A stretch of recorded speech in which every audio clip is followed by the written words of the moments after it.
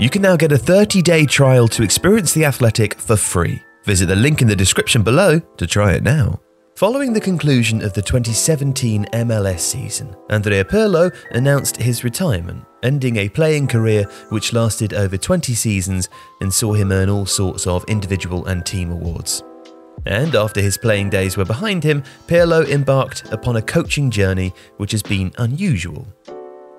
His first step into the managerial side of the game was into the role of the under-23 manager at Juventus, a position he occupied for just 9 days before being promoted to the manager of the first team, taking over from the dismissed Maurizio Sarri. Though his time as manager of Juventus lasted just 1 season, his vision of football was made clear through his side's playing style.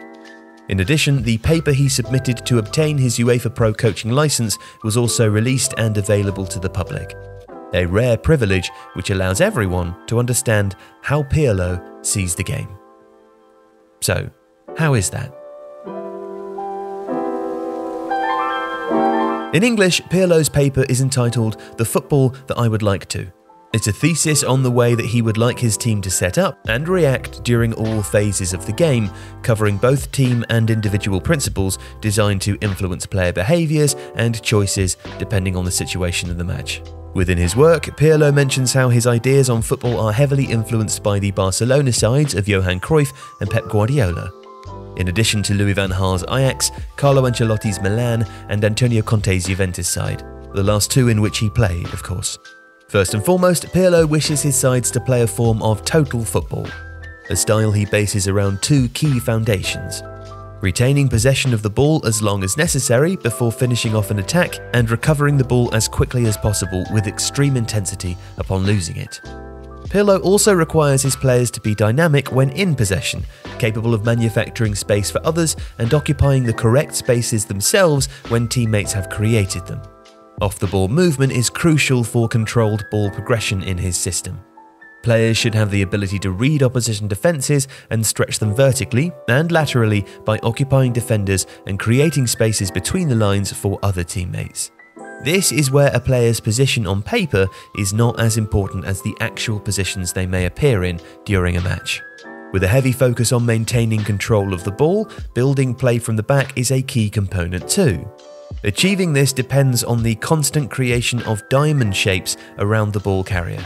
This means that the player in possession should have support behind them, support laterally on either side, and a player ahead of them who also positions themselves behind the next line of the opposition pressure. Upon each successful pass, teammates should readjust their positioning to create a new diamond shape around the ball.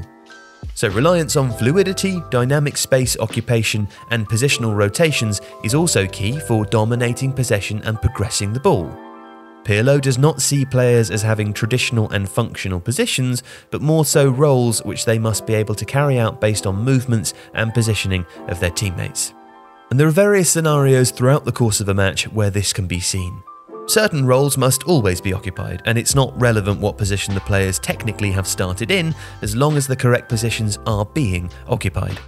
For example, this can happen when a central midfielder drops down into the backline, filling in for a fullback, who is then allowed to push forwards, taking on the role of a winger, who in turn drifts centrally to occupy that space which the midfielder has vacated. This extreme focus on the concept of space is achieved through use of various principles which will influence the player's decisions. So some examples of this include making sharp movements when marked by an opposition player to drag them away and create space for a teammate, and then for the teammate to move into the newly created space in order to receive a pass. This is a continuing process which never stops, in turn allowing for players to freely move around the pitch. Other simple principles he wishes to implement include moving towards the ball carrier if he's being pressured, offering them a simple outlet, moving away from the ball carrier if they're not under pressure and allowing them more room, carrying the ball into space to attract pressure, and always looking to move into space after playing a pass. A good example of this often occurs when a centre-back is in possession of the ball. If he is not being pressured by the opposition, the expectation is that he should carry the ball forward until he attracts an opposition defender and pulls them out of shape, allowing for new spaces to be created and a teammate to move into the space. On the contrary, if the centre-back is in possession but being heavily pressed by the opposition, the expectation is then for a player further up the pitch to drop down and offer an outlet to relieve the pressure. Further up the pitch, there are 3 fundamental principles which should be maintained at all times, regardless of playing personnel. Width must be maintained on each side of the pitch with a maximum of 1 player each side. There must also be a minimum 2 players rotating in between the opposition's midfield and defensive lines, and at least 2 players who are running into depth beyond the opposition backline. So it's clear to see that Pirlo has a vision of football which does not necessarily align with traditional philosophies. As a player, he always appeared to see things before they happened. And as a manager, he wants his players to also find creative solutions based on his principles of play for manipulating space. If you like this video, please consider subscribing to the channel. The Athletic brings you the best sports journalism in the world in a personalised experience, connecting you with the stories and teams that you care about the most. There's coverage of 13 sports, plus direct access to world-class journalists through live Q&As, discussions and podcasts. Not to mention, it's all ad-free. And you can try it now for free for 30 days by clicking the link in the description.